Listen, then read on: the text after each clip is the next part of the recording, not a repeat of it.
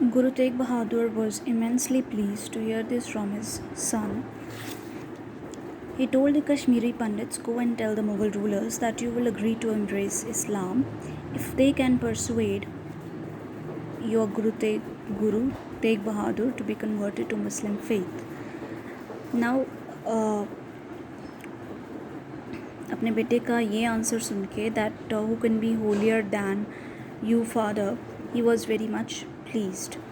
So he told Kashmiri Pandits that go and tell Mughal rulers that you are ready to get converted to Islam, but there is one condition, and that condition is that you have to persuade means to convince, that you have to convince your Guru Tegh Bahadur also to be converted to Muslim faith, कि उनको जो है गुरु तेग बहादुर को भी convince करना पड़ेगा कि वो इस्लाम धर्म को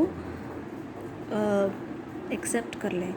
अगर वो गुरु तेग बहादुर जी मान गए तो वो सारे पंडित भी इस्लाम में कन्वर्ट होने के लिए तैयार हैं। The Brahmins felt greatly relieved on hearing this.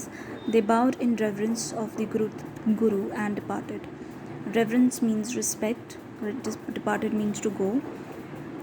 On return to their native place, they conveyed Guru Tegh Bahadur's message.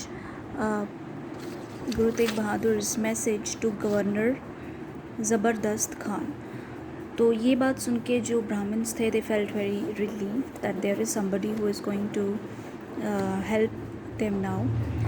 So they all bowed in respect to the Guru. और वहाँ से चले जाते हैं, और फिर वहाँ पर पहुँचकर वो गुरु तेग बहादुर का ये मैसेज जो है गवर्नर ज़बरदस्त खान को देते हैं। He passed on this news to Aurangzeb. Orders were issued by the emperor that Guru Tegh Bahadur be arrested and brought to Delhi immediately. तो वो आगे ये मैसेज पास ऑन कर देते हैं औरंगज़ेब को, एंड औरंगज़ेब जो है वो further he gives the order that Guru Tegh Bahadur be arrested and brought to Delhi immediately. The Guru had already prepared himself for the proceeding to Delhi, bidding farewell to his brave son, his wife Mata Gujri, and his mother Mata Nanki. He left for Delhi. He halted at several places on the way. Halted means to stop. On the way, Patiala, Jind, Rohtak, and Agra. Everywhere divan of religious assemblies were held by his devotees, at which hymns were sung. दीवान्स you can say meetings.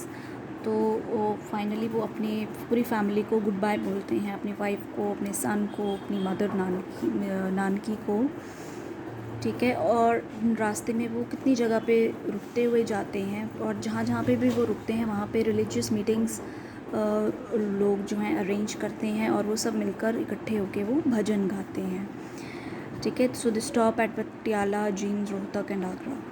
As the Guru reached Agra, huge armed forces of Mughal escorted him to Delhi.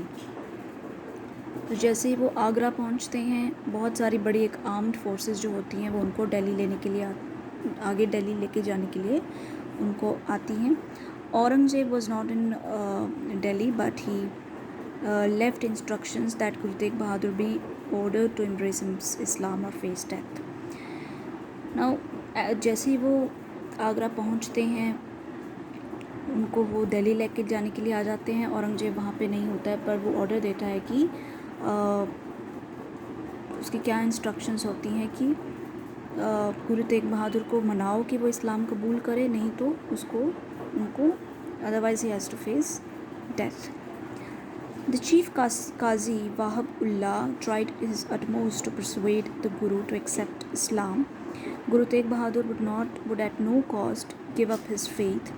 In order to terrify the Guru into submission, the Mughal officials tortured one of his disciples, Bhai Mati Das, most barbarously by sawing him alive.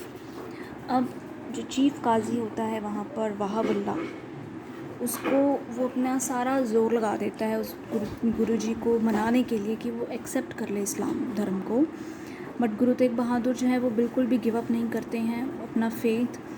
अब उनको ज़बरदस्ती submission उनकी करवाने के लिए उनके जो Mughal rulers हैं, वो उनके जो बहुत ही करीबी उनके जो डिवोटीज़ होते हैं, उन सबको वो टॉर्चर करना शुरू कर देते हैं. सबसे पहले देयर इज़ भाई मती दास, उसको वो उसका गला काट देते हैं ऐसे ही ज़िंदा. Another disciple, Bhai Dayal Das, was boiled in huge cauldron of hot water, and another Bhai Satidas was burnt alive. भाई दयाल दास को ऐसे ही डीप पॉट के अंदर, जिसको हम कढ़ाई बोल देते हैं, उसके अंदर वो ऐसे ही ज़िंदा उबाल देते हैं और भाई सतीदास को ज़िंदा जला देते हैं. All these inhuman acts were performed before the eyes of Guru Tegh Bahadur. The Guru sat absorbed in deep meditation all the time.